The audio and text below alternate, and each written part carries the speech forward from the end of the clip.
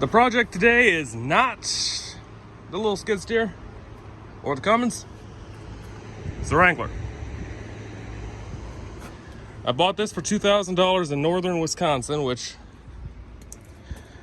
is not really ideal. It's a 2003,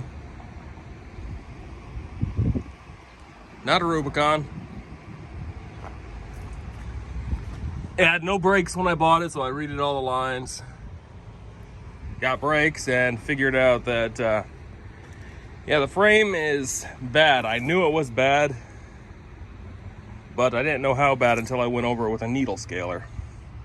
I knew I was gonna have to do the center section with the frame cross member, the transfer case cross member, because, well, bolts are ripped out. They welded that to it. You can see clear through it. Yeah, work needs to be done on that. Not too big of a deal, I've done that before. This looked solid until the needle scaler hit it, and well, there's not much there anymore. The rear of the frame's solid, luckily. Same for the coil buckets.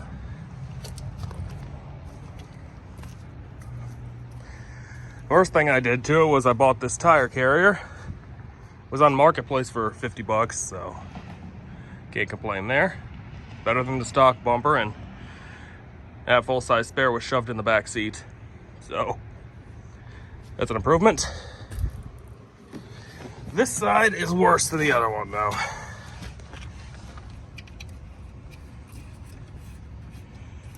The only part of it that's solid is the top. There's nothing left there.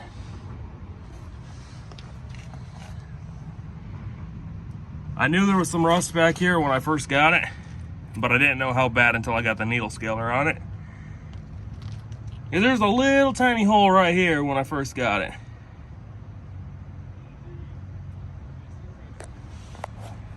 That turned into a significantly worse issue than expected, but, well, a TJ with 100,000 miles on it for $2,000 with the 4-liter. I'm not going to complain too much. I can fix this. That is the next project. That is just terrible. I already put a new muffler on it. The other one fell off, and I bet you can tell why. The front frame isn't too bad. It had this bumper on it when I got it. I put a 9,000 pound winch on it that I got off Marketplace for 80 bucks that needed a new solenoid. So I'm not gonna complain much about that either.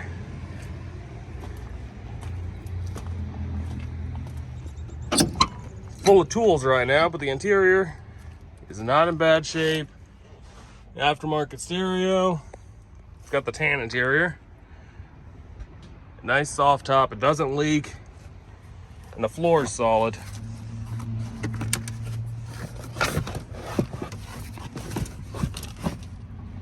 I've got floor, which is, well, rare around here.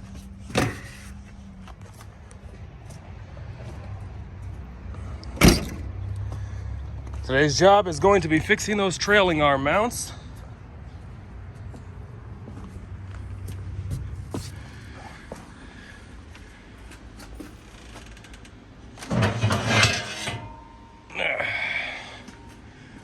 One of them is right here.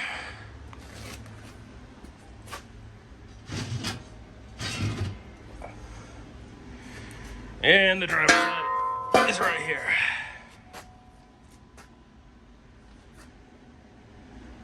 No, I don't have 220 in my garage. So, the Frankenstein air compressor again. That big tank.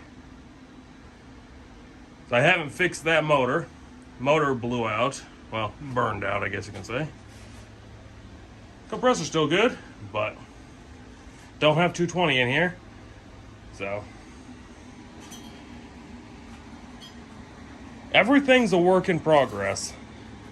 This Ranger 250 runs great. But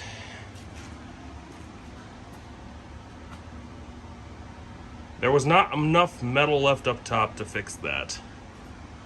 So whoever attempted that just cut a piece of plate and, well, they tried. Not very well. I'm just gonna redo this entire thing once I get into sheet metal. But I need to use it, so here we go. Followed by a little Amico eBay plasma cutter. This little guy actually works great. We'll cut 1/2-inch plate, which really surprised me. And I can run it off the Ranger. So let's get to work. I'll bring you back once I have it cut out and go from there. See you soon. Okay, I'm back. Only milliseconds for you, but about 3 hours for me. They don't make it easy to cut these trailing arm mounts off. And the ones I bought were welded terribly, so I had to re-weld them. They're not pretty, but it's what I've got.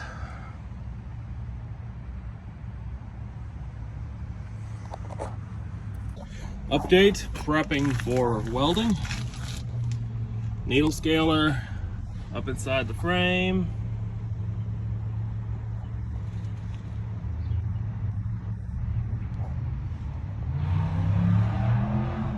POR 15 rust converter and primer, metal etching primer. Over everything I'm going to be welding. Painted the inside of the new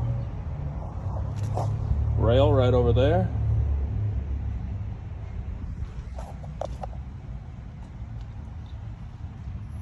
I'll bring you back once I got it up there tacked on. Got it tacked up in place. From the rear of your frame to that lower eye, midway, it has to be 43.5 inches. Otherwise, you're gonna be roaming around with your rear axle down the road. Ain't gonna track straight. I'm gonna have to add a little piece to fill in right there. There was not enough good frame left. I'll bring you back once we're fully welded. Obviously move around so you don't warp anything. I've got to preheat everything since it's 20 degrees right now. Okay, got it in. The welds are not perfect, but compared to how it was, definitely solid.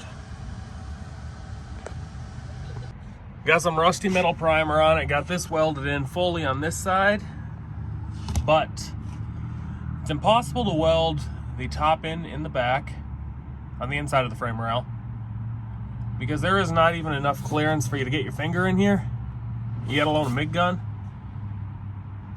from either side. So the options are take the body off, which if it was a Southern vehicle would be perfectly fine, but yeah, I don't trust these body mounts or the hardware at all, considering the massive amount of corrosion on everything. So I think I'm gonna go with a 1-inch body lift, or maybe a 1.25 inch body lift, so I can get the high clearance skid plate, since that's the skid plate design on these TJs was pretty poor from the factory. They collect everything, especially up here in the rust belt, and dry your frames out. They just literally collect crap. right up against the frame.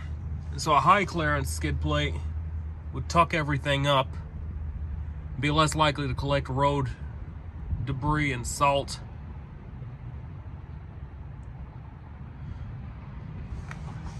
So to do that requires a slip yoke eliminator, a high clearance skid plate. Barnes makes one, and Rough Country makes one, and a couple other companies make them. I'll just get whatever I can find, basically. It's just a piece of steel.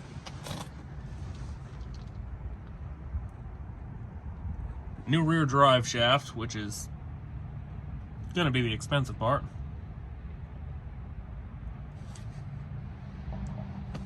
Like usual, one project turns into a dozen. This is a Dana 35 rear axle, which is far from ideal. And this has a lunchbox locker in it. So that's probably not long for the world, especially since I use my other vehicles to pull trees and move equipment around.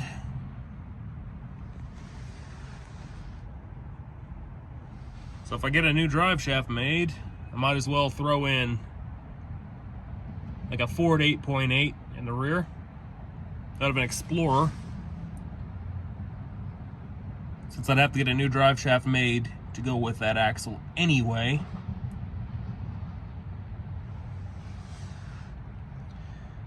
One project turns into many.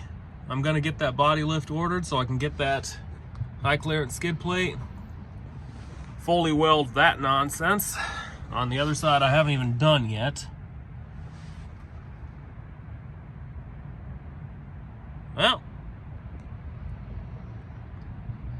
cheap things aren't good, and good things aren't cheap. Got to put some time and money into it now.